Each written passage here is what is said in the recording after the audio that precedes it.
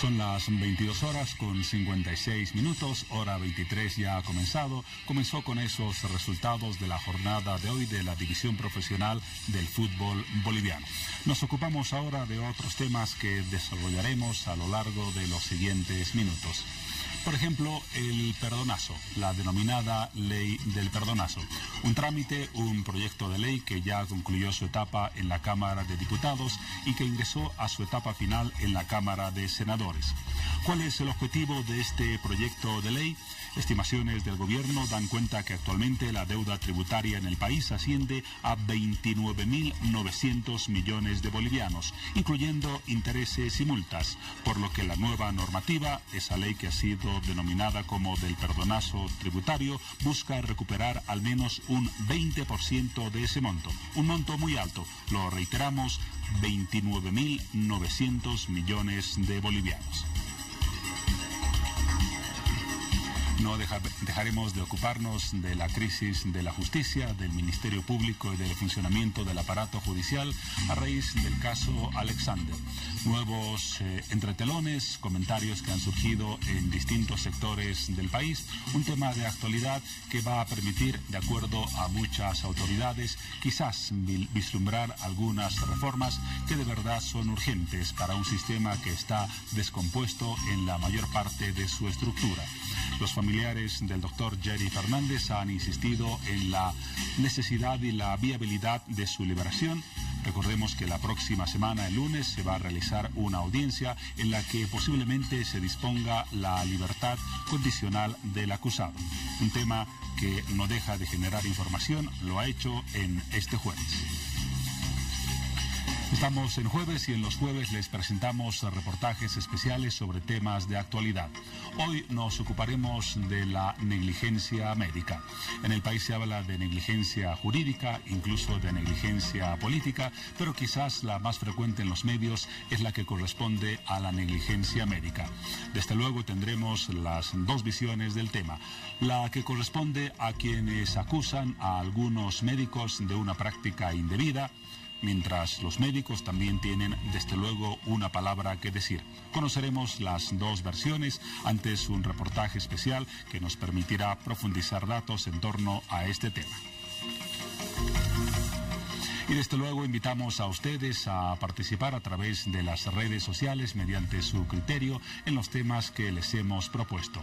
Vamos al primer cuadro para generar los comentarios que ojalá lleguen en los próximos instantes.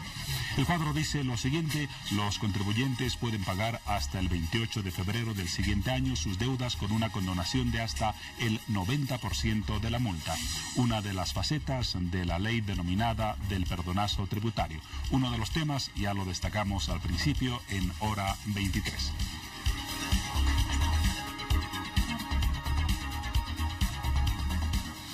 Son las 23 horas exactamente, momento de iniciar el desarrollo de los temas que les hemos comentado. La justicia. ¿La justicia está bien en el país? La mayor parte dice que no. Se han hecho repetidos intentos en los últimos años y en general en las últimas décadas para devolver la confianza del litigante y, más que eso, la confianza de la población ante la administración de justicia. Pero de tiempo en tiempo aparecen casos que dan verdaderos tropezones y que mandan al tacho los intentos de reforma de ese sistema judicial. El último de ellos, el caso del doctor Jerry Fernández, el caso del bebé Alexander, que en estos días ha tenido muchas repercusiones. Ustedes ya conocen la mayor parte de ellas. Vamos a hablar de este tema, pero también de otros, por ejemplo, el perdonazo tributario que mencionamos hace instantes, y lo vamos a hacer con el presidente del Senado, Milton Barón. Presidente, buenas noches, bienvenido a Hora 23. Buenas noches, un gusto estar en el programa, saludar a usted y por intermedio suyo a la vasta audiencia que nos ve a esta hora de la noche. En la Cámara de Senadores ya está prácticamente en la recta final el proyecto de ley del perdonazo, ¿verdad? Sí, en realidad el día de hoy ya hemos sancionado la ley, la cual ha pasado al órgano ejecutivo para su correspondiente promulgación. Vamos a hablar más adelante en detalle de ese proyecto que tiene varias facetas de interés para gran parte de la población. Pero ¿qué le parece si comenzamos hablando del tema de la justicia? Usted, antes de llegar a la presidencia del Senado, fue presidente de la Comisión de Justicia, tiene una formación en Derecho, es abogado. ¿Qué criterio tiene sobre esta última crisis que ha develado una vez más que algo no está funcionando en el Ministerio Público y en la justicia boliviana? Hay varios problemas que tiene la justicia boliviana en lo concerniente a la retardación de justicia, a la mora procesal, situaciones de corrupción que se dan, en muchos casos falta de diligencia en el trabajo de los operadores de la justicia boliviana. Hay muchas cosas que indudablemente tiene que cambiar a raíz precisamente de ese diagnóstico de crisis, de tareas pendientes que hay que acometer al interior de la justicia boliviana. Es que se llevó adelante la cumbre de justicia, donde el pueblo boliviano planteó varias medidas que tienen que ver con revolucionar la justicia. Varias de esas conclusiones nosotros las hemos venido traduciendo en leyes. Por ejemplo, el Código del Sistema Penal, que pretendía cambiar las cosas en esta área del derecho, que se constituye en la cara de la justicia boliviana porque la mayor carga procesal es precisamente en esta materia. Pero ese código es conocido por todos que fue abrogado debido a una serie de tergiversaciones y mentiras que se dieron a partir de la oposición. Y bueno, sin embargo, en adelante habrá que retomar desde los escenarios de la sociedad civil, de manera paulatina, este trabajo que nos permita reformar las cosas en materia del derecho penal, por un lado. Por otro lado, últimamente hemos aprobado, por ejemplo, la creación de las salas constitucionales que le van a dar mayor calidad a la administración de justicia constitucional porque van a ser profesionales expertos en esta materia del derecho los que se van a constituir en vocales de las salas constitucionales, porque actualmente las acciones tutelares, llámese amparos constitucionales, acciones de libertad, de cumplimiento, entre otros, son resueltos en primera instancia por los jueces ordinarios, los cuales a la vez atienden materia penal, familiar, administrativo, laboral. Y lo constitucional para ellos resulta siendo un elemento accesorio. Con estas salas constitucionales tendrán que ser abogados mínimamente con 6 años de experiencia en esta área, tendrán que contar con estudios de posgrado y eso va a mejorar los fallos de primera instancia, porque mire, nosotros hemos accedido a datos los cuales indican que las 2/3 partes de los fallos de primera instancia son revisados por el Tribunal Constitucional, precisamente por defectos que se observa en la aplicación de la norma. Entonces, el Parlamento y el Ejecutivo, el órgano ejecutivo, estamos trabajando en procura de implementar esas conclusiones de la cumbre judicial. Nuestro propósito es cambiar la justicia en nuestro país, pero al mismo tiempo también nos encontramos con situaciones en las que los operadores no están precisamente en la misma ruta y bueno, vemos cosas que realmente profundizan la crisis de la justicia y la colocan en una situación de cuestionamiento generalizado. Justamente a propósito de los operadores, más allá de las necesidades de reformas y más allá de las reformas que ya se están aplicando, algo está fallando con los operadores de justicia, porque independientemente de que tengamos buenas o malas normas, están vigentes y correspondería a los operadores que las apliquen. Pero en el caso reciente, el caso del doctor Fernández, hemos visto que las cosas están de cabeza. No se toman en cuenta las pruebas correspondientes, hay una mala valoración de la información que lleva a decisiones que finalmente van en sentido contrario a la justicia. ¿Qué hacer con los operadores de justicia que no cumplen su obligación mínima de administrar justicia? Ahí yo tengo una respuesta clara y absolutamente categórica.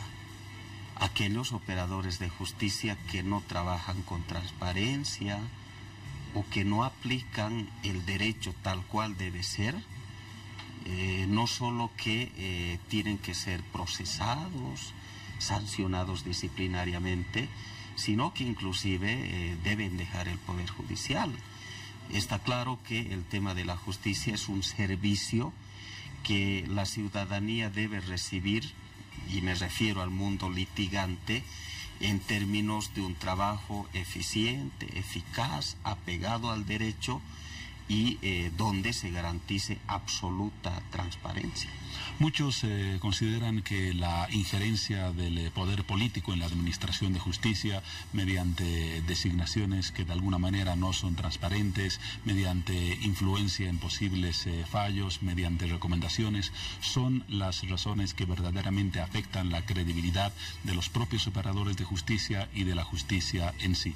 ¿Qué opina frente a esa visión y a ese análisis de lo que está pasando en la justicia? Esa es una falsa acusación, aquello que se diga que el poder legislativo, ejecutivo, interfiera en el trabajo de las autoridades judiciales. Para nada. Nosotros respetamos la independencia y la autonomía con la que actúa el Poder Judicial. En esa medida, lo que decide la justicia ordinaria, el Ministerio Público, cualquiera de las instancias de administración de justicia es responsabilidad de ellos. Nosotros en absoluto no tenemos por qué influir en esa situación. Lo que pasa es que este tema de la cooptación resulta ser un discurso político que ha articulado la oposición en procura de tratar de lavar su imagen frente a procesos que algunos opositores tienen fruto de vulneraciones a la norma o la comisión de hechos irregulares. Entonces acuden al fácil y falso expediente a la vez de decirse perseguidos políticos cuando no lo son. En Bolivia vivimos en una democracia plena, se respeta la libertad de expresión y en esa medida si algunos tienen procesos es porque han cometido daños económicos al Estado, porque han transgredido la norma, pero a nadie se persigue por sus ideas. Por lo tanto, yo asevero de manera contundente y categórica que en nuestro país tenemos el respeto a la independencia y a la autonomía de los diferentes órganos del Estado. Esta realmente es una situación que puede calificarse como usted la ha mencionado. Existe una independencia real de poderes porque se habla también de muchos fallos, de muchas circunstancias que vinculan a la administración de justicia con ciertos favores y relaciones de proximidad con el órgano ejecutivo. Para nada. Mire, un día debatíamos en la Asamblea Legislativa Plurinacional y uno de los compañeros nuestros, con sobrada razón y con datos, demostraba que los compañeros nuestros, alcaldes en algunos casos, gobernadores, diferentes autoridades, han recibido sentencia mucho más rápido que los opositores. Y hay muchos casos nuestros de gente, de compañeros que han ido a la cárcel. que tienen sentencias condenatorias ejecutoriadas. El caso del exprefecto de Oruro, por ejemplo, Santos Ramírez, exministras de Estado, muchos alcaldes. En nuestro gobierno no se protege absolutamente a nadie. Si alguien vulnera la norma o comete algún hecho irregular, pues asume las consecuencias y sufre las sanciones que en ley correspondan. Pero si usted ve, hay muchos casos de opositores que hasta el día de hoy no tienen sentencias, años y años en juicios, y los procesos andan deambulando de juzgado en juzgado. Entonces, no es verdad que haya una parcialización de la justicia con nosotros, más al contrario, reitero. O sea, nosotros sentimos que hay muchos más compañeros que en todo caso han sufrido de decisiones judiciales en su contra. Reitero, este tema de la cooptación es un discurso político que en todo caso ha armado la oposición, reitero, en el afán de victimizarse y de tratar de expiar sus culpas ante la ciudadanía, diciéndose perseguidos políticos cuando no lo son. Perseguido político es aquel que sufre los rigores de la persecución por sus ideas, y a nadie en este país se persigue por sus ideas. Si alguien tiene proceso es porque tiene cuentas pendientes con la justicia, porque ha transgredido la norma o ha cometido algún acto reñido con la moral, con la ética, o finalmente ha afectado los recursos públicos, que por cierto son absolutamente sagrados. Para concluir con este tema, senador, más allá de las vinculaciones y del debate sobre la independencia o no de los órganos del Estado, ¿qué se va a hacer para que no se repitan casos como los del doctor Jerry Fernández y tantos otros que abundan en la justicia boliviana? ¿Qué concretamente se puede poner en práctica para evitar que la justicia sea lo que es hasta hoy, casi una vergüenza en el país?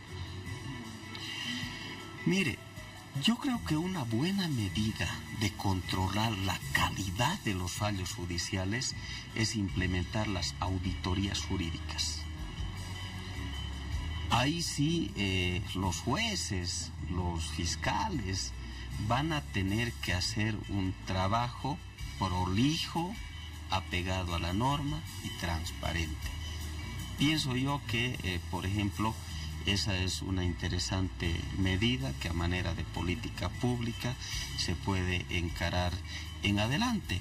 Y sumado a esto hay varias iniciativas que la propia Cumbre de Justicia arrojó, las cuales las iremos implementando de manera paulatina en adelante, pero además del conocimiento profundo del derecho que cada operador de justicia debe tener, es importante también los valores éticos, morales, los principios que finalmente a un profesional le dan pues la suficiente idoneidad y probidad para ejercer sus funciones de manera adecuada. Auditorías tributarias, tributarias más bien auditorías a los operadores de justicia, la propuesta del presidente del Senado. Vamos ahora sí, presidente, a hablar de la ley que finalmente ha sido sancionada por la Cámara de Senadores, la denominada del perdonazo tributario. Nos dieron ya a conocer en los últimos días algunas de las características de este proyecto. La gente se pregunta a quiénes va a beneficiar y de qué manera. Bueno, esta es una norma que va a beneficiar a 80.373 contribuyentes. Una cifra bastante alta. Una cifra bastante alta, ciertamente, de los cuales 66.750 son personas naturales y 13.623 son personas jurídicas, empresas. La mayor parte entonces entra en el perfil, por ejemplo, de profesionales independientes, o de qué categorías más. Básicamente estamos hablando de esos dos tipos de contribuyentes: personas naturales, individuales, consultores, profesionales independientes, todos ellos, pero también las personas jurídicas en relación a las empresas, fundamentalmente las microempresas o las unipersonales. Se va a beneficiar todo ese conjunto de contribuyentes, reitero que llega a 80.373, con la condonación o liberación de los impuestos y las multas. Lo único que cancelan es el tributo omitido. Y en ello tengo un ejercicio de una deuda tributaria, por ejemplo, de la gestión 2010. Un ejemplo con un caso. Un ejemplo con un caso, donde el tributo omitido actualizado es de 20.000 bolivianos. Los intereses, de acuerdo a las escalas que en norma se tiene definido, suman 9.538. Sobre los 20.000. Sobre los 20.000. Las multas llegan a 20.000 bolivianos en un periodo desde el 2010, les reitero, al 2018, digamos, estamos hablando casi de 8 años, ¿no?, de antigüedad de esta deuda.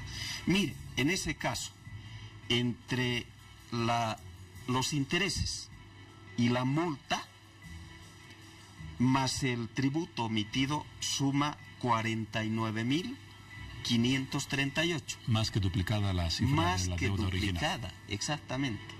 Esta persona que en ese caso tiene esa deuda, 49.000 y pico bolivianos, ¿cuánto tendría que pagar con la aplicación de esta nueva norma? Ahora bien, hay dos casos. Uno, si es al contado o hay plan de pagos. Si es al contado, si pagan su tributo omitido hasta el 30 de noviembre de este año, se liberan del 100% del impuesto y solo pagan el 5% de la multa. 20.000 bolivianos y pico. Llega apenas a 21.000 bolivianos de los más de 49.000 que tendrían que pagar. Es decir, hay una reducción del 58%. Se han librado de pagar cerca de 28.000 bolivianos, más o menos. Así es. El otro caso, también de pago al contado, hasta el 28 de febrero del año siguiente. Acá también, en todos los casos no se paga intereses, pero sí la multa sube al 10%, se libera el 90%. El importe total a pagar, en vez de los más de 49.000, baja a 22.000 bolivianos, habiendo una reducción del 56%. En el caso que cancele hasta febrero del 2019. Del 2019 al contado, ¿no? Ahora, para el caso de plan de pagos, alguien que no tiene el monto total de la deuda. Así es, hasta el 28 de febrero también del año siguiente. Aquí la multa que paga es del 20%, el 80% se libera. La deuda total llegaría a 24.000 bolivianos, cuando debió haber pagado 49.538. Tenemos una reducción del 52%. Por lo tanto, es una medida que va a beneficiar a los emprendedores que hacen empresa, a las personas individuales que pagan impuestos de jurisdicción nacional como el IVA, el RCIVA, el IUE o el IT. ¿Qué tiene que hacer la gente, ya correspondiente a una o a otra de las categorías que he mencionado, para acogerse a este beneficio? Me imagino ir directamente a impuestos nacionales, ¿o cuál es el camino? Bueno, ya una vez que la norma sea promulgada, lo que tienen que hacer es apersonarse a impuestos nacionales y en todo caso honrar su tributo omitido, y a partir de ello, bueno, se materializa el beneficio. Algunos han opinado respecto a este documento lo siguiente, que crea la tendencia a no cumplir en los plazos establecidos las deudas tributarias que se tienen con el fisco y a esperar un perdonazo. creando una cultura de no pago por el momento mis impuestos porque espero que algún momento me condonen los intereses o las multas correspondientes. ¿No estamos fomentando esa mentalidad en los profesionales, en los pequeños y en los grandes empresarios? Me parece que no, porque en todo caso los que omiten el pago de tributos no es en una gran cantidad en relación al universo de contribuyentes. Y bueno, estas medidas, si bien es cierto que por un lado liberan a muchos del pago de intereses, de multas, pero también viéndolo desde la otra perspectiva, le permiten al Estado cobrar recursos que de pronto por las cuantías que actualmente alcanzan son incobrables, ¿no? Entonces en este caso estamos hablando, por ejemplo, de un ingreso que ha de estar por el orden de los 3.524 millones de bolivianos que van a beneficiar al pueblo boliviano, porque los recursos públicos se traducen en construcción de escuelas, hospitales, carreteras, en fin, una serie de proyectos que nos benefician a todos. Y también otro proyecto, otro de los motivos por los cuales lo hemos convocado, que está en curso en la Cámara de Senadores, el proyecto de ley contra el abigeato. Nos referimos al abigeato cuando hablamos del robo de ganado. ¿Qué se ha decidido respecto a este proyecto? Le comento que esta mañana también hemos sancionado ya esta ley. Y ¿cuál es la novedad importante? Es la creación del Consejo Nacional de Lucha contra el Abigeato, que está integrado por el Ministerio de Desarrollo Rural, el Ministerio de Gobierno y un representante de la CONCABOL, de la Confederación de Ganaderos de Bolivia, ¿no? Este Consejo Nacional tiene como atribución el generar políticas públicas que precisamente vayan a frenar esa ola y dinámica de robos de ganado que tenemos en el país. Ahora bien, al margen de esto, se ha hecho una gradación proporcional de aplicación de las penas, habida cuenta que actualmente el artículo 350 del Código Penal establece que para el robo de ganado se aplica la pena privativa de libertad de 1 a 5 años, indistintamente de que se trate del robo de una oveja, de una vaca, sea con tratamiento genético, se robe un ganado o varios. O toda una manada. Claro. Entonces, no hay mucha racionalidad en la aplicación de la sanción. ¿Qué cambia con la nueva ley? Cambia el hecho, por ejemplo, de dividir el ganado en dos categorías, mayor y menor. Por ejemplo, en el ganado menor están las ovejas, en el ganado mayor está el vacuno, el caballar, ¿no? Y de acuerdo a eso y a la calidad de los mismos se establecen las penas. Cuanto mayor es el robo en términos de cantidad y de calidad, mayor es la pena, que llega incluso con agravante hasta los 6 años. Es el tope máximo. El tope máximo. Con agravante estamos hablando de 4 a 6 años, cuando, por ejemplo, se utiliza armas de fuego, cuando ya se trata de una organización criminal, entre otras condiciones, ¿no? Por ejemplo, cuando se trata del robo de un ganado menor, una oveja, por citar un ejemplo, es de 6 meses a 1 año la privación de libertad. Si hablamos de ganado mayor, ya es de 2 a 4 años. Y si hay las agravantes, se sube de 4 a 6 años. Entonces hay una aplicación proporcional y mucho más justa de la sanción. Pero además de esto, hemos incorporado una figura que no existe en el actual código penal, que es la receptación del ganado vacuno. hay mucha gente que comercializa con carne de ganado vacuno robado. En esos casos, si se les encuentra en esa situación, pues también se les aplica sanción, o aquel que esté transportando ganado robado, porque los ganaderos nos decían que sus pérdidas ascienden a los 10 millones de dólares y que ya se habría producido un robo, sumando, obviamente, de casi 4.000 cabezas de ganado. Entonces, esto estaba yendo en incremento, y con esta norma lo que queremos hacer es precisamente proteger a los ganaderos, porque este proyecto de ley surge del pedido de ellos, porque nuestro gobierno ha fortalecido bastante este tema. Hemos logrado liberar de la fiebre aftosa, por ejemplo, al ganado vacuno. Estamos exportando carne a los países vecinos y bueno, es una actividad productiva que merece la protección del Estado. Y un fenómeno que afecta principalmente al departamento del Beni, también con impacto secundario en Santa Cruz. Con las dos leyes sancionadas, ¿cuándo se promulgan? Bueno, asumo que será los siguientes días. Dependiendo del presidente. Claro, ese es un tema que corresponde al órgano ejecutivo. Nuestra labor concluye en la sanción de una ley.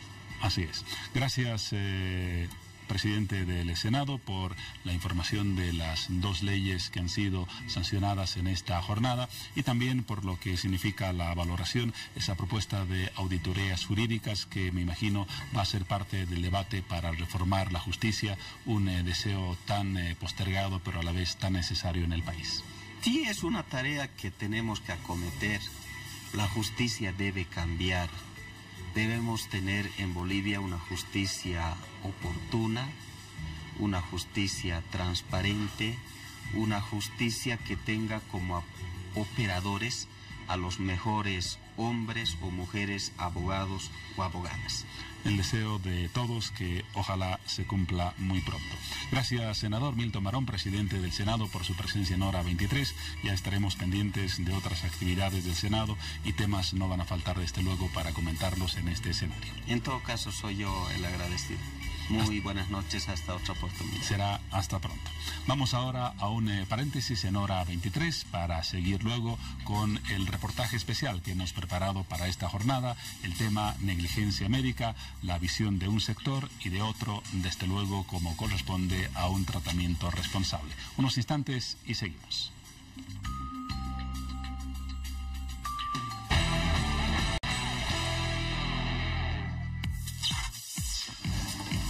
Son las 23 horas con 35 minutos. Estamos a pocas horas de la apertura de la Expo Cruz 2018. Mañana, a esta misma hora, ese evento tan importante para la economía regional y nacional ya estará con las puertas abiertas al público. Motivo de sobra para irnos al sector ferial de Hora 23.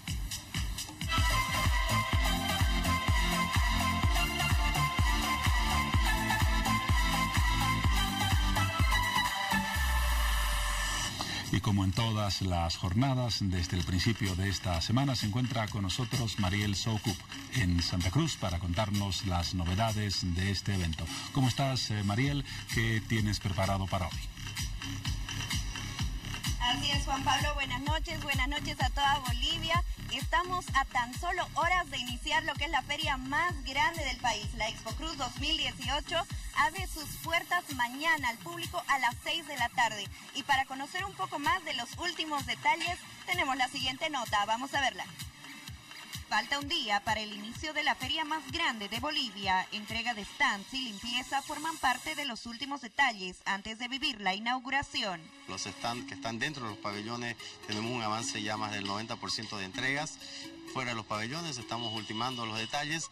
Mañana hacemos un barrido general del predio ferial. Muy temprano, hoy también hemos hecho una jornada de barrido del predio, sin embargo mañana se concluye este trabajo. La seguridad y la venta de entradas son otros factores importantes de interés de los que visitarán esta muestra ferial.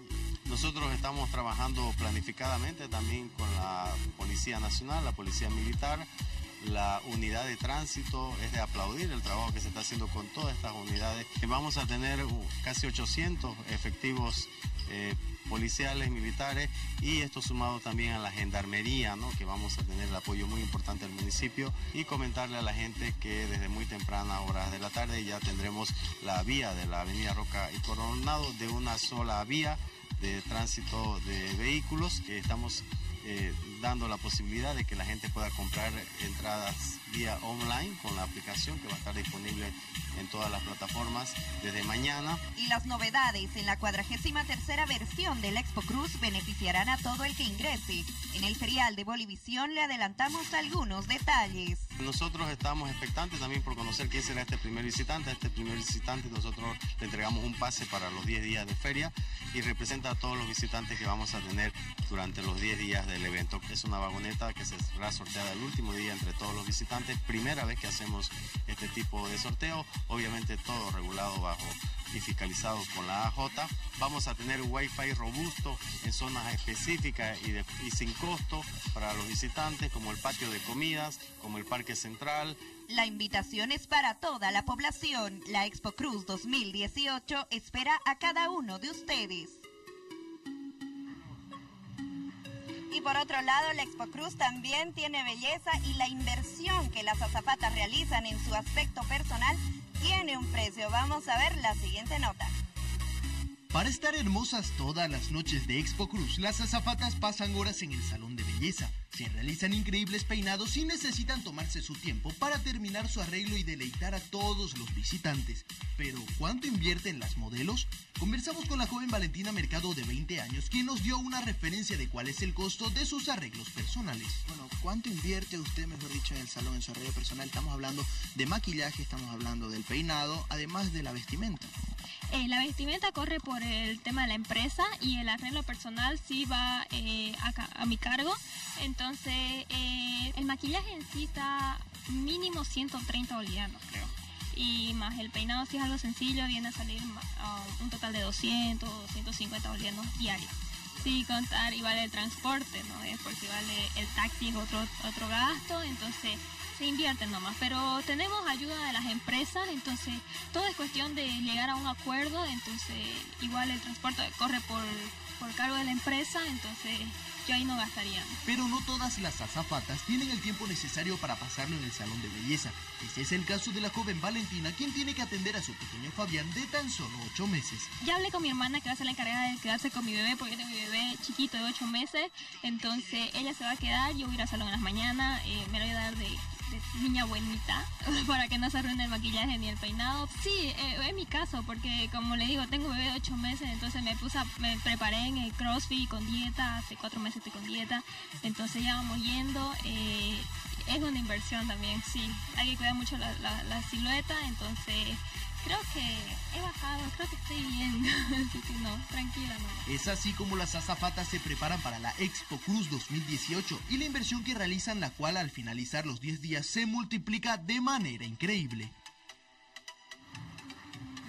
Gracias, Mariel, por ese informe. Una precisión: mañana se registra la apertura de la feria, pero la inauguración como tal está programada para otra fecha, ¿verdad? Así es, bueno, la inauguración oficial será el 24 de septiembre. Habrán muchas sorpresas en la feria, y bueno, la invitación está hecha para todas las personas, bolivianos, no bolivianos, de todas las partes de Bolivia, del mundo, para que asistan a la feria más grande del país. Gracias, Mariel. Mañana entonces a esta hora, o quizás más temprano, esperaremos tu reporte ya con la feria abierta al público y con las novedades que se han anticipado para esta versión. Así es, Juan Pablo. Nos vemos mañana con más del ferial de Bolivisión. Hasta entonces.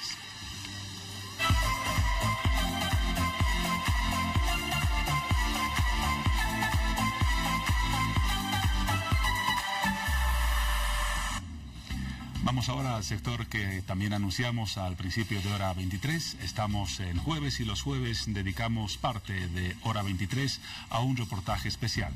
En esta ocasión hemos seleccionado un tema que es de constante actualidad: la supuesta mala práctica médica en el país.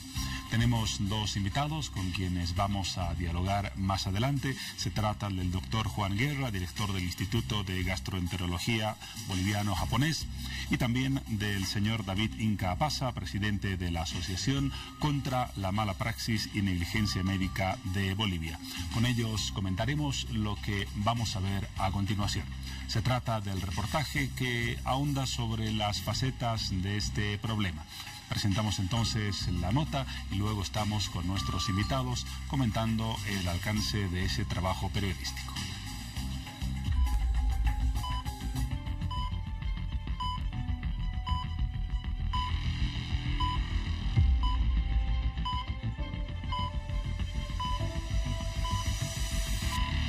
Un informe del año 2016 afirma que se reportaban por semana 3 denuncias de muertes o lesiones de pacientes a causa de mala praxis de galenos en Bolivia. Algo preocupante sin duda. Y en diciembre de 2017, pese a las protestas de los médicos, Álvaro García Linera, entonces presidente interino, promulgó el nuevo Código del Sistema Penal Boliviano. Recordemos que el artículo 205 del abrogado Código Penal penalizaba la labor de los profesionales en salud al establecer que la persona que, en el ejercicio de su profesión, oficio o actividad, cause daño a la salud o integridad física de otra persona por infracción a un deber objetivo de cuidado, por imprudencia, negligencia, impericia, inobservancia de los protocolos, reglamentos o los deberes inherentes al ejercicio de su profesión, oficio o actividad, será sancionada con reparación económica y cumplimiento de instrucciones judiciales. Sin embargo, debemos recordar a qué se le llama negligencia médica. Para empezar, debemos delimitar qué es la negligencia y en relación a qué persona o hecho se va a catalogar la negligencia. Primero debemos entender que la negligencia es un elemento de la culpa, el cual está conformado, la culpa que está conformada por 3 elementos, que son la imprudencia, la impericia y la negligencia. Es el acto de hacer lo que no se debía hacer, ¿no? En el aspecto de las últimas negligencias o mala praxis que se ha presentado en Bolivia, ha comenzado a aparecer los componentes de la mala praxis, que son la iatrogenia, la impericia, la imprudencia y la negligencia médica. Yo no sé dónde está el profesionalismo de los médicos, porque estos casos, si en caso ellos hubieran determinado que ella sí era alérgica, entonces podían haberla traído directamente aquí y no sufrido tanto. La negligencia en sí, como culpa, debe tener 3 aspectos fundamentales. Uno es que exista una relación del hecho ya con el resultado, la acción con el resultado, la previsibilidad del resultado, que se haya querido, que se haya pretendido o querido ese resultado. Y tercero, que tiene que ser una persona la víctima de esta culpa. Mi esposo ha sido víctima de negligencia médica. Así como ven en la foto, él ha entrado caminando. Actualmente mi esposo se encuentra con muerte cerebral. Tengo casi 6 meses en la clínica. A ver, negligencia es el realizar un acto no cumpliendo la norma o no realizando con el conocimiento necesario el acto. Cualquier cosa que cause daño cuando nosotros sabemos que va a provocar daño. Eso es un aspecto de lo que es negligencia médica. Cuando nuestro ordenamiento jurídico, el que matara, el que lesionara, tiene su castigo correspondiente, pero aquí vemos que solamente a una persona que comete un robo de menor cuantía se lo castiga con todo el peso de la ley. Ahí estamos en un grave problema, ¿no? Mi esposo nunca ha despertado. Los intensivistas lo que indican que sí ha despertado mi esposo. Este doctor, propaganda en la clínica Los Ángeles, lo tiene de lo que le ha operado a mi esposo, pero ahora la clínica deslinda cualquier responsabilidad, que solo ha prestado quirófano. Hablamos de los tipos de negligencia que pueden existir y vemos una negligencia grave, una negligencia leve y una negligencia levísima.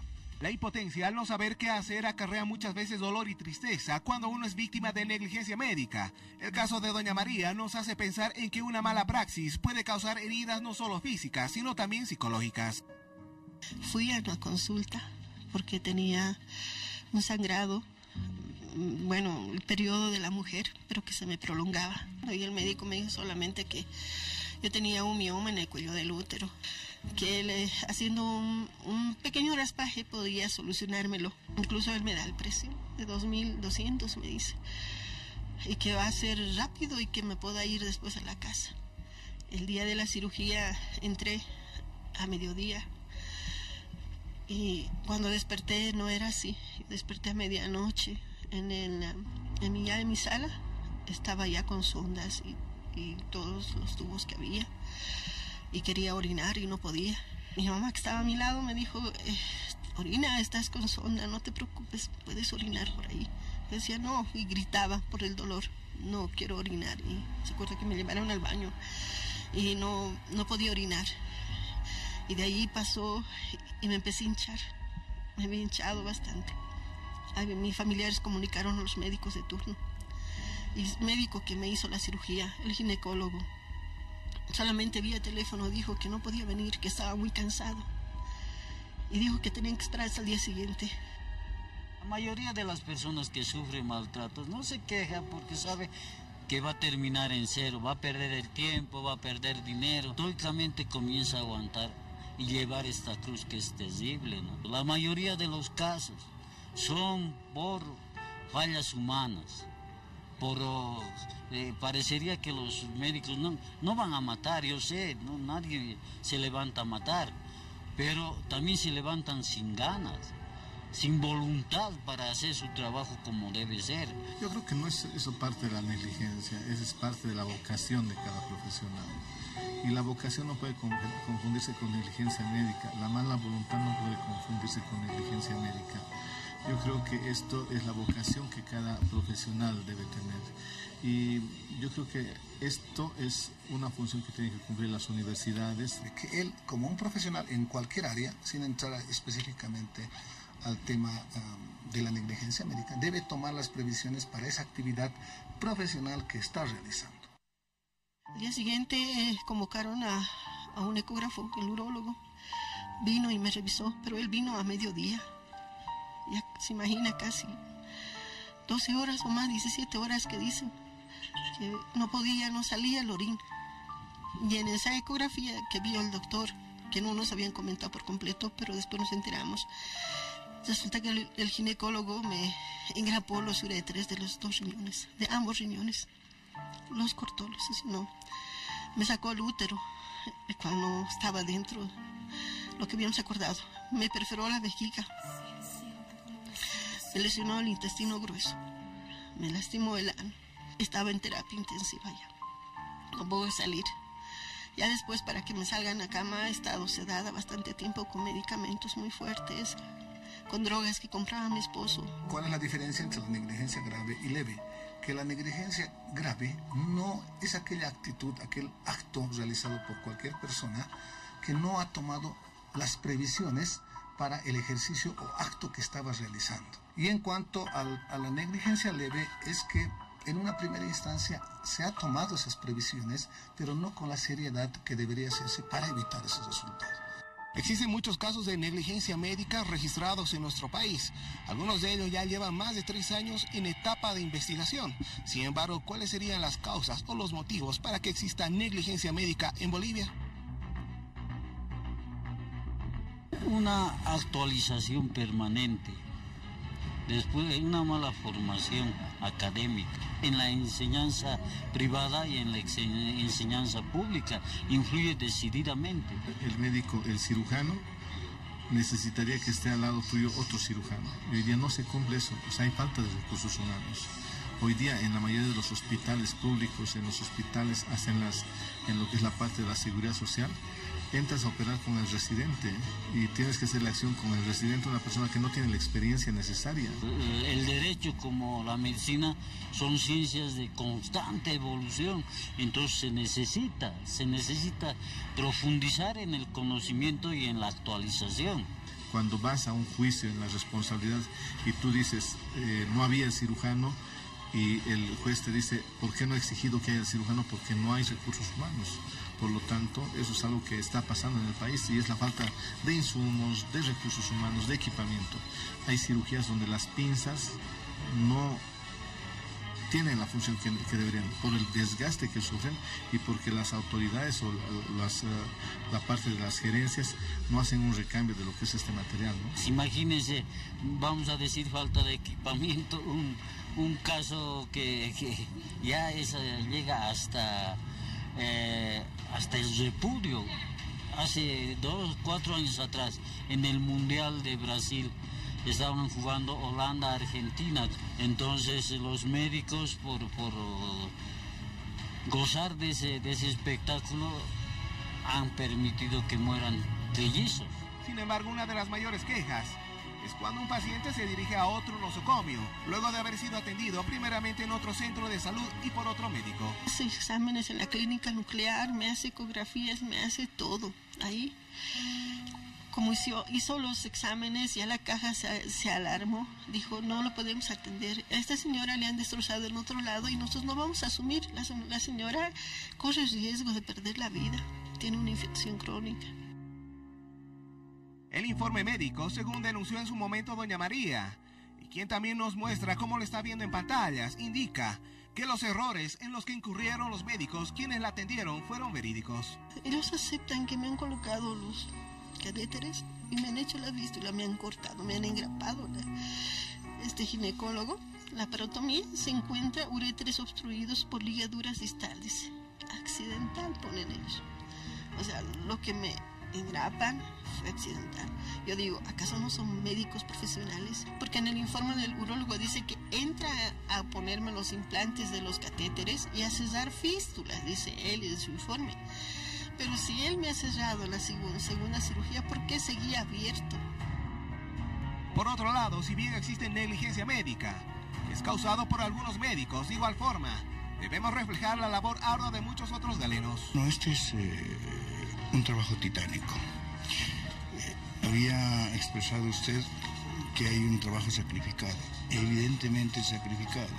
¿Por qué sacrificado? Porque probablemente el personal tenga todos los medios necesarios y pueda atender a todos los pacientes, pero no es así. Es sacrificado porque tenemos que estar al lado del paciente, con la dolencia del paciente, sufriendo con el paciente, porque no podemos hacer nada. Pacientes que evidentemente tienen un seguro. ¿Cómo está? Buenas tardes. Buenas tardes. Estoy aquí por una herida. ¿La herida? Sí. Ya, vamos a hacer que vea el cirujano. Ya. No tenemos medios auxiliares de diagnóstico inmediatos. Tomografías, ecografías.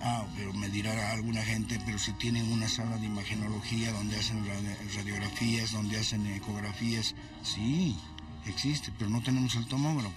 Y si nos vamos solamente a la radiografía y a la ecografía, tenemos que esperar, porque no solamente los pacientes de urgencias son los que van a la ecografía o a rayos, son también pacientes de la sala y de la consulta externa. Dime.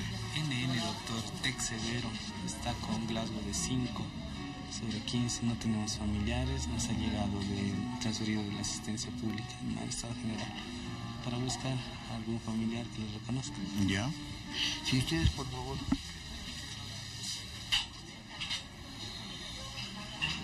Es un paciente que ha sido transferido de un centro médico, el de la asistencia pública, que es un paciente que es NN, porque no tenemos identificación del paciente, es un paciente con un trauma cráneoencefálico severo, es un paciente que no tiene familiares y que ustedes de repente, ahora aprovechando las cámaras, podrían hacerle un paneo para que los familiares puedan reconocerlo y venir a que hagamos todos los procedimientos necesarios para hacer. Su Glasgow es decir, su estado de conciencia es importante, es muy deprimido, un Glasgow que puede llevarlo inclusive hasta la muerte.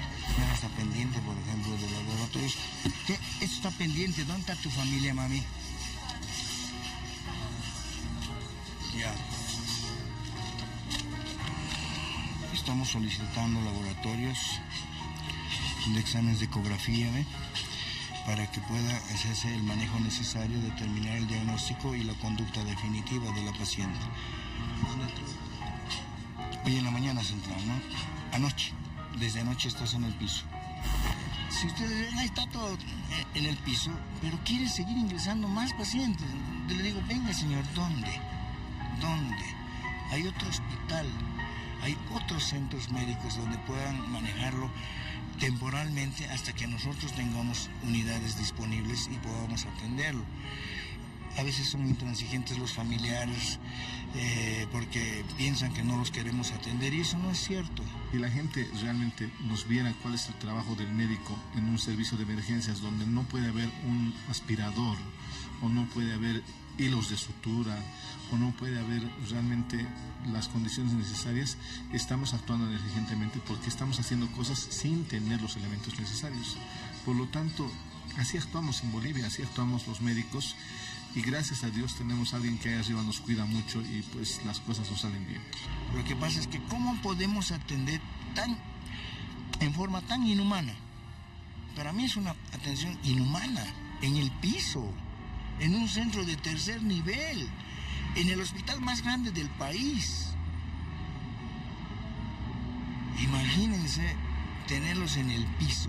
El hecho de que pidas las condiciones necesarias, pidas que las pinzas estén muy bien, que el equipamiento esté bien, o sea, que tengas insumos a ese momento de la cirugía. Hay cirugías donde tú tienes una cantidad de hilo que no puedes pasarte de esa cantidad de hilo porque no tienes más hilo. Y a veces cuando necesitas más, pues antes de entrar a la cirugía tú debes exigir todo lo que vas a necesitar. Y en el sistema público de salud, pues eso es carente. Que tiene un catéter central, que es un diabético, insuficiente renal, que necesita sus diálisis, que hace sus diálisis, va y vuelve, que se ponen en algún momento, su estado general se deteriora, por eso es que están en la unidad de urgencias. Pacientes que tenemos pulmonares, otra vez pulmonares, diabéticos.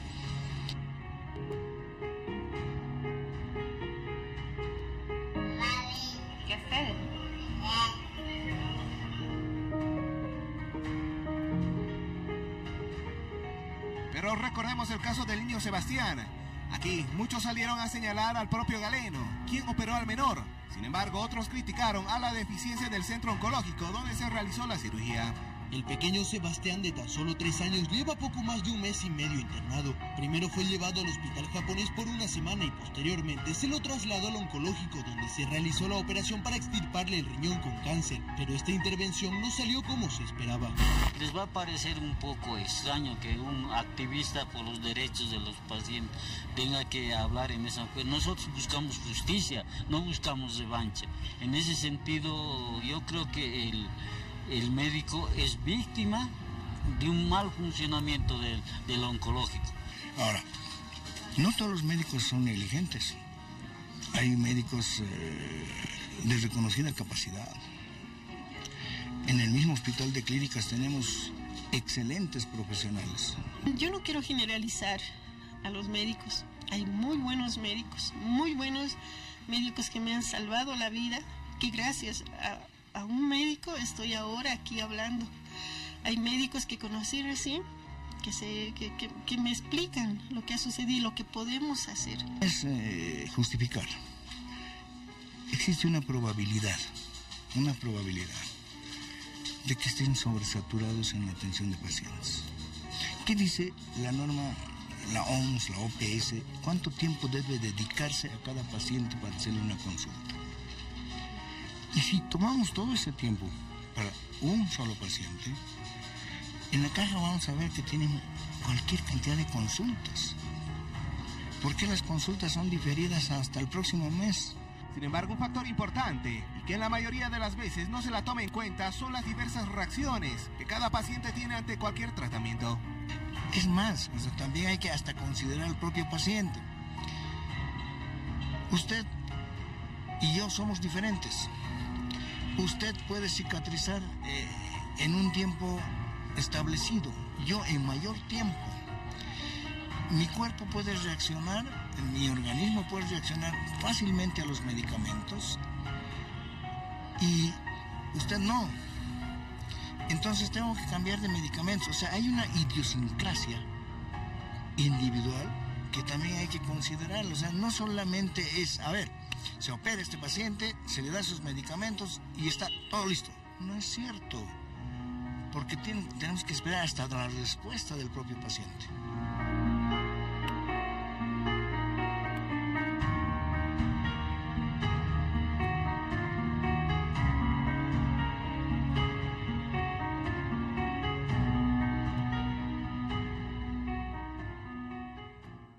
El reportaje con el trabajo del periodista César Pardo y el camarógrafo y editor Reinaldo Peralta. Vamos a tratar las connotaciones de ese trabajo más adelante, después de un corte, porque ustedes han visto en el tema posible negligencia médica hay matices. Últimamente hemos visto casos que establecen esos matices. Un caso en Santa Cruz, un bebé que presuntamente fue víctima de una mala práctica médica por la extirpación de sus 2 riñones, un caso A. En el otro extremo, el caso reciente del niño Alexander, donde se acusó de negligencia médica a un médico y se está comprobando a través de los hechos recientes que esa figura no correspondía. Hablaremos del tema, ya lo he dicho en un par de oportunidades, primero los mensajes y luego la presencia de nuestros invitados y sus puntos de vista sobre la negligencia médica.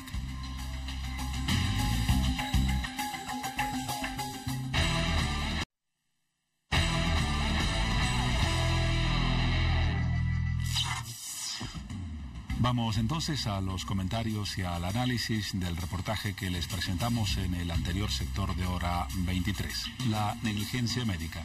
¿Qué se hace ante un caso de supuesta negligencia médica? Existe en el presente una propuesta, la de la creación de institutos de conciliación que establezcan con una parte en un lado y con otra parte en el otro la posibilidad de llegar a lo que dice el nombre de esa entidad, una posible conciliación.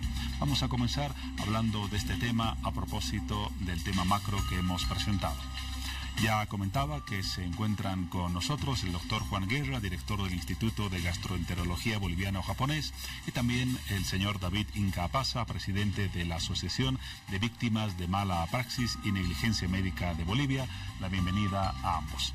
Doctor, en principio el tema y la propuesta de la creación de los institutos de conciliación. De acuerdo al sector médico, ¿son esos institutos, esas instancias, la mejor salida inmediata para tratar los casos de posible negligencia médica? Sí, se ha contextualizado recientemente los 2 casos que han pasado, son extremos que a nivel médico son inaceptables. Por un lado, si hay una evidencia de una negligencia médica, que esta quede impune. Y por el otro lado, satanizar, condenar a un médico que al final resulta inocente.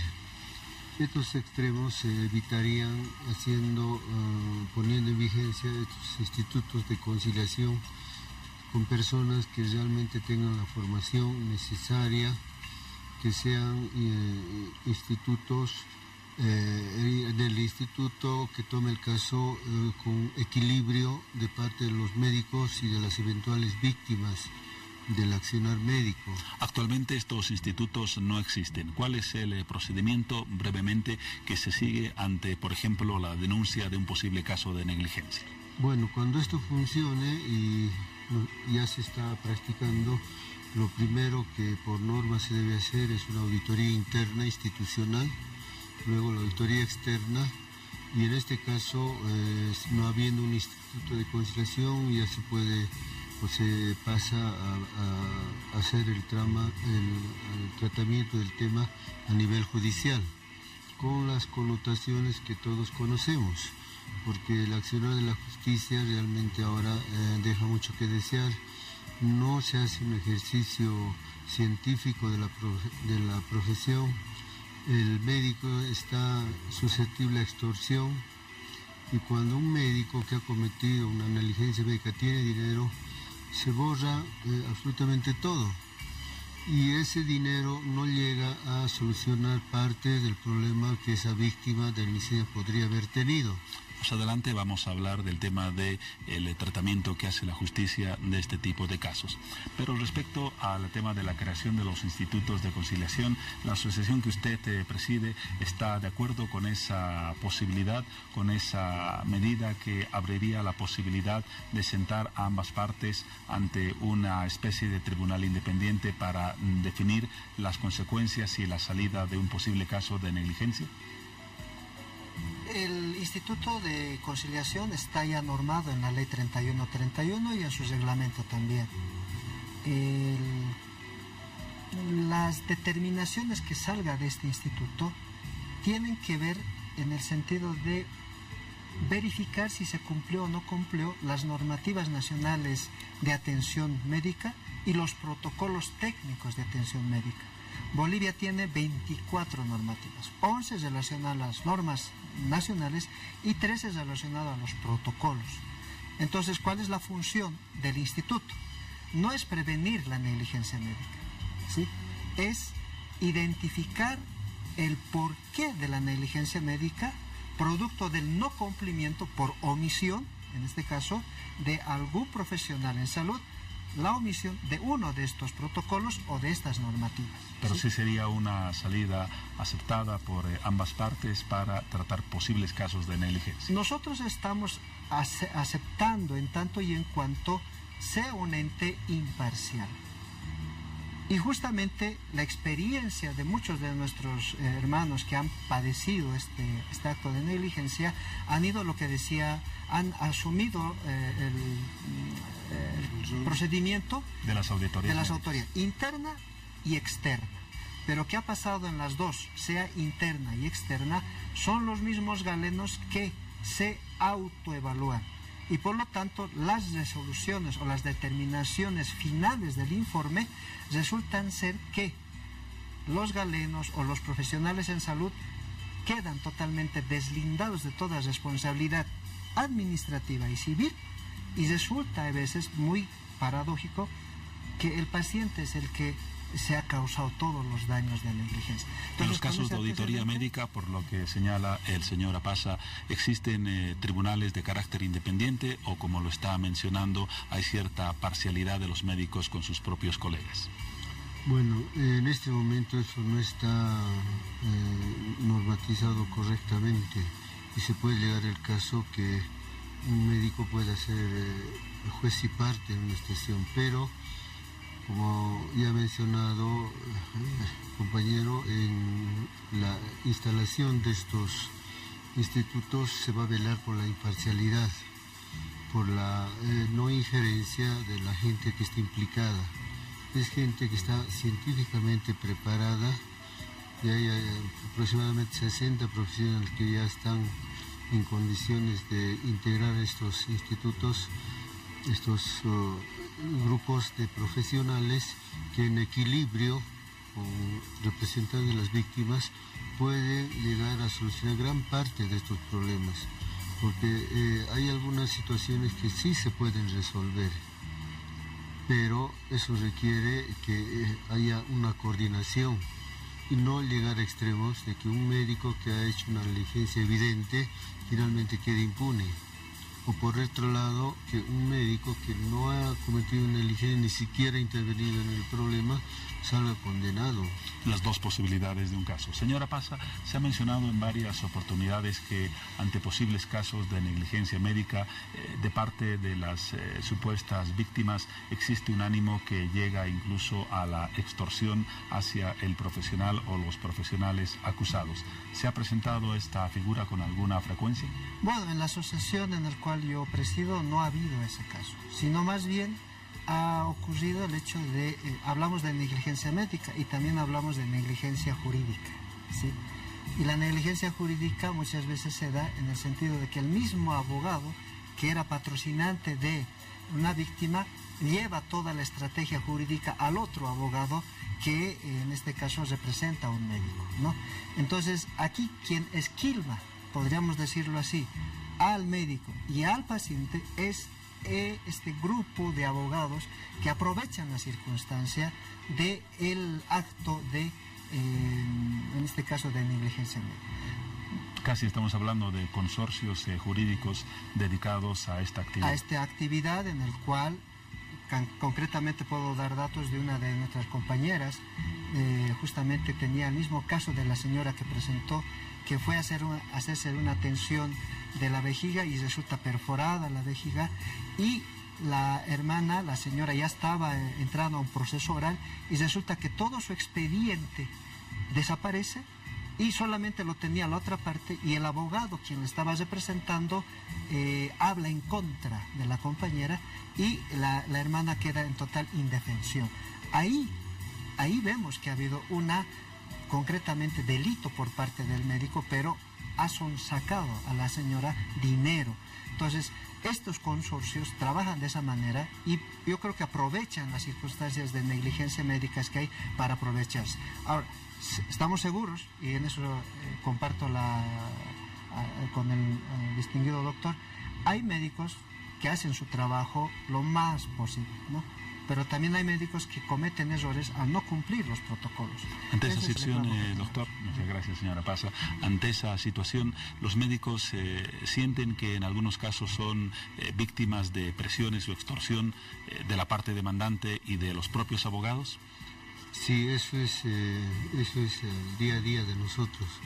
Por eso que nos obligan a hacer una medicina defensiva para evitar estos problemas, porque caemos en esta trama judicial, que sabemos que la justicia no es la mejor en Bolivia, y hay experiencias en muchos casos que finalmente no resuelven el problema de ayudar al paciente a recuperar lo que se puede recuperar.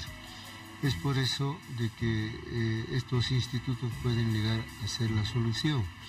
Le voy a mencionar, hay consorcios de abogados que a uno le ofrecen un seguro, pero no para un tratamiento en estados judiciales del problema, sino para conciliar con autoridades judiciales, con la familia, cuánto van a pedir para que el profesional salga del problema.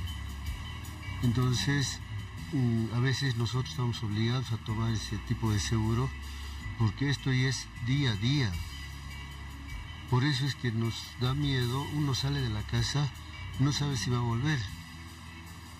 Y yo lo digo por experiencia propia, porque yo trabajo en una unidad de terapia intensiva donde realmente hay mayores problemas de este tipo por la condición del paciente que ingresa a la unidad en estado crítico, es decir, que su vida esté en riesgo. Y el entorno familiar corresponde a esa situación con mucha ansiedad, con mucha preocupación, y realmente hay gente que distorsiona esa ansiedad, esa preocupación, esa responsabilidad que tiene familia hacia la demanda. Entonces, antes de recibir un informe médico ya están preguntando quién es el médico responsable, quién lo ha atendido, quién lo ha operado, quién lo va... pero ya con la intención no de conocer al profesional que le va a solucionar el problema, sino para una eventual demanda.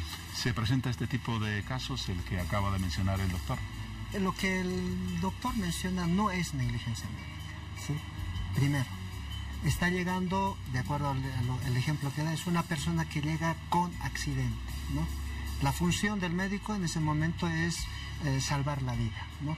Se da negligencia médica cuando una persona va y se hace prescribir, se hace hacer un diagnóstico y después le prescribe cierto tratamiento, sea medicamentos o vía operación.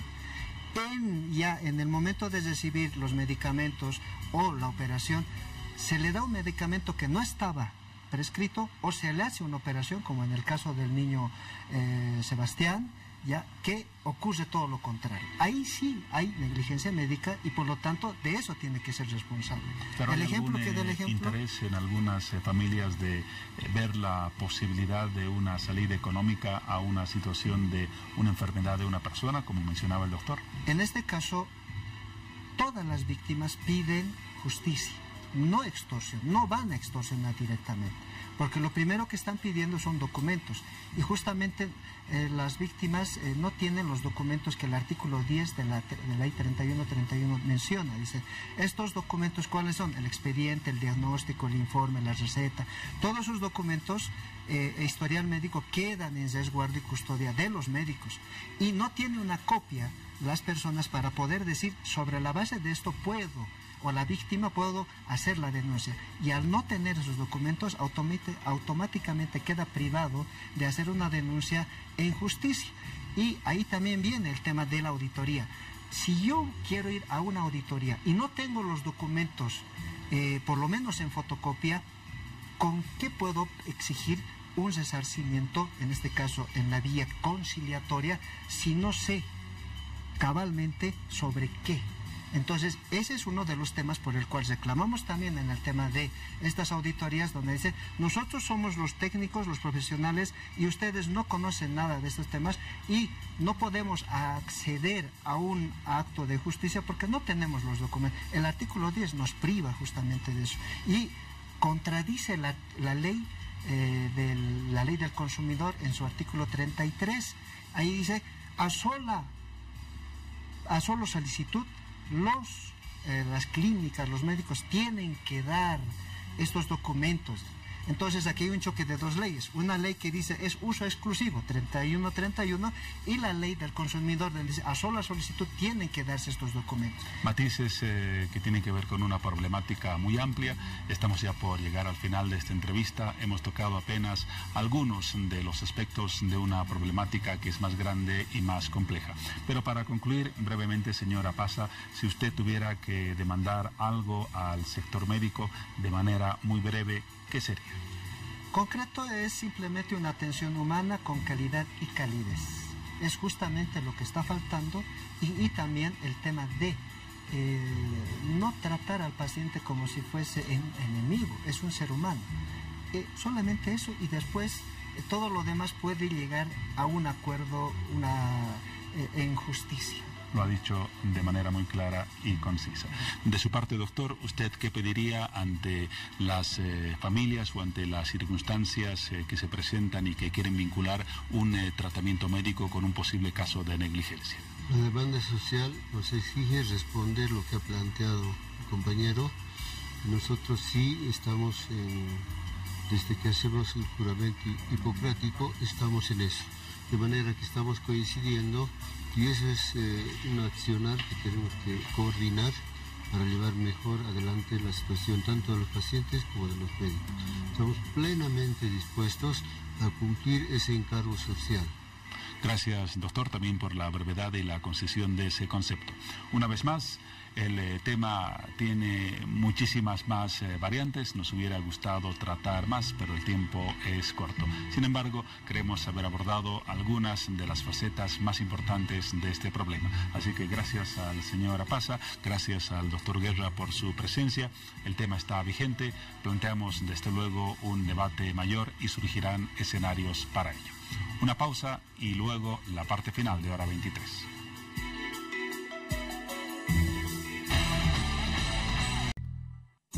Ya en el cierre revisamos los tuits de la última jornada. Luis Revilla Herrero, alcalde de La Paz: manipulación política del MAS en el Tribunal Supremo Electoral para negar la personería jurídica de Solvó. Meses de chicanas, pretextos y una nueva ley de partidos políticos que adelanta los plazos en favor del MAS. Al parecer podrá más la presión política, dice Revilla. Algo más sobre el tema, pero esta vez con la perspectiva de Carlos Mesa. El Tribunal Supremo le niega personería a Solvó, un partido regional con trayectoria, organización y militancia, una arbitrariedad incomprensible del tribunal que no contribuye a la credibilidad de las primarias. Y otro tema, el periodista Carlos Valverde.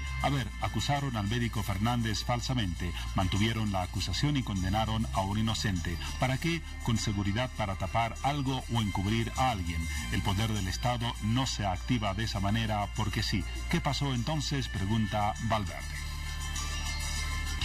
Algunos tweets y ahora el momento de la despedida, como siempre con los datos del tiempo. Hasta más tarde.